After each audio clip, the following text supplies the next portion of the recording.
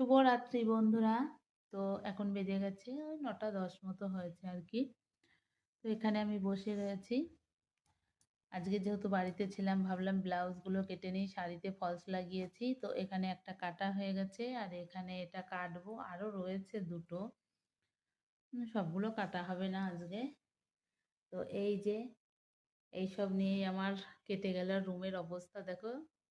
আর ওইদিকে আমার মেয়ে বসেছে ওর বাবার ফোনটা নিয়ে। সোনাই, গুড নাইট বলে দাও। Good night, tata. আর দেখো আজকে দুপাশে দুটো চুল বেঁধে দিয়েছি, দেখাও শোনাই।